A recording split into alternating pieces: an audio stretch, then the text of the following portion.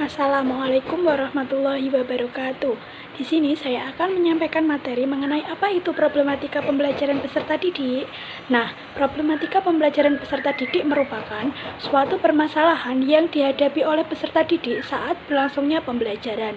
Ada 3 macam bentuk problem pembelajaran. Yang pertama yaitu bersifat metodologis, menyangkut masalah kualitas. Kemudian yang kedua yaitu bersifat kultural, berkaitan dengan karakter. Kemudian yang terakhir yaitu yang ketiga yaitu bersifat sosial, terkait dengan hubungan dan komunikasi.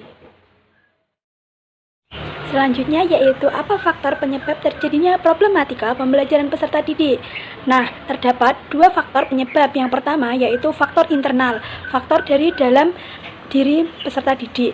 Itu terdiri dari 3 sifat. Yang pertama yaitu bersifat kognitif atau ranah cipta pengetahuan.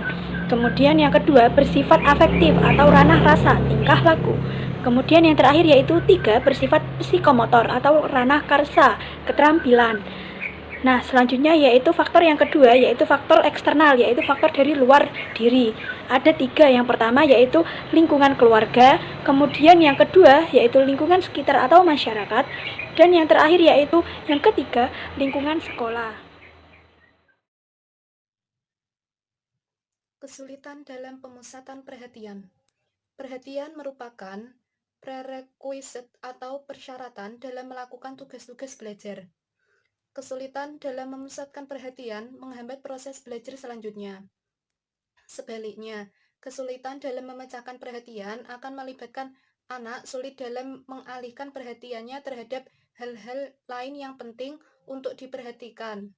Hal ini akan menjadi penyebab dalam menerima informasi dan kesulitan belajar di bidang akademik.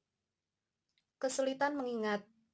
Hal ini disebabkan karena kemampuan berpikir sangat erat hubungannya dengan kemampuan dalam mengingat hal-hal yang telah dialami yang memberikan informasi dalam mengoperasikan kemampuan berpikir. Kesulitan dalam mengingat akan menyebabkan kesulitan dalam melakukan proses berpikir dan selanjutnya akan menyebabkan kesulitan belajar. Kesulitan berpikir.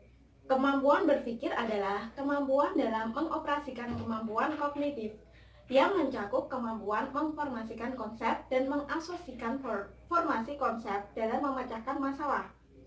Kemampuan berpikir sangat dipengaruhi oleh kemampuan mengingat berbagai konsep dan hubungan-hubungan dari formasi konsep tersebut.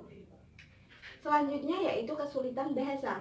Tugas perkembangan anak dalam masa perkembangannya adalah tugas dalam penguasaan bahasa, baik bahasa lisan maupun bahasa tulisan. Secara umum, anak yang mengalami kesulitan bahasa tidak berbicara seperti anak-anak sebayanya dan tidak dapat merespon secara tepat terhadap berbagai pernyataan verbal. Kesulitan persepsi dan perseptual motor.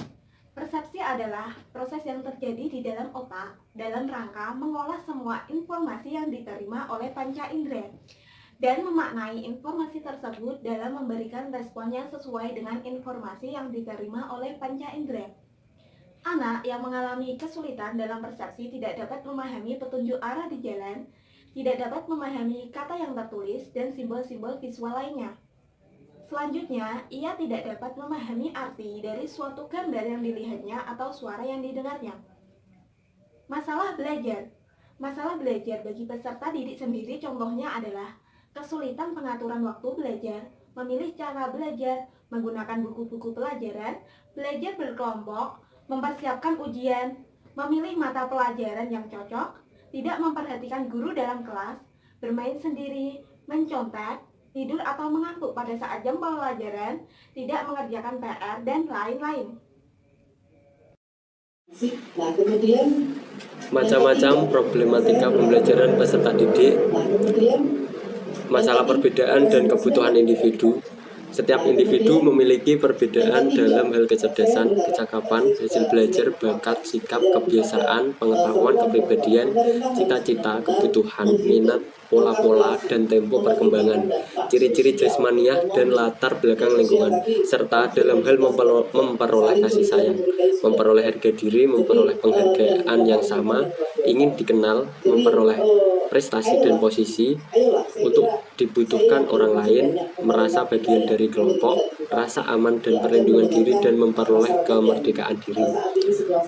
Sedangkan masalah penyesuaian diri dan kelainan tingkah laku, kegiatan atau tingkah merupakan tingkah laku individu pada hakikatnya merupakan cara pemenuhan kebutuhan.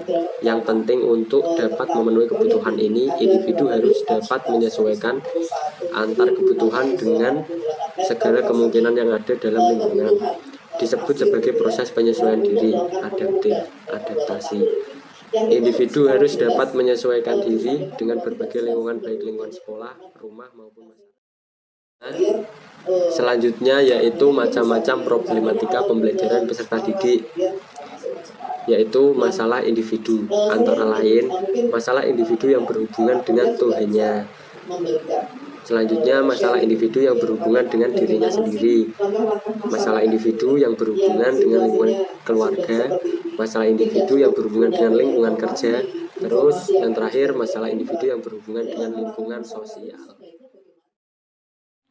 Pembahasan yang terakhir tentang upaya mengatasi problematika pembelajaran peserta didik. Yang pertama, peserta didik dapat melakukan bimbingan konseling. Yang kedua, adanya hubungan yang terjalin baik antara peserta didik, orang tua, dan guru. Yang ketiga, peserta didik diharapkan terbuka terkait masalah belajar yang sedang dirasakan.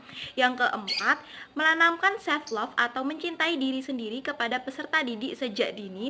Yang kelima, dilakukan pendampingan secara intens kepada peserta didik oleh guru jika memang sangat diperlukan. Yang keenam, melakukan remedial dan pengayaan pembelajaran.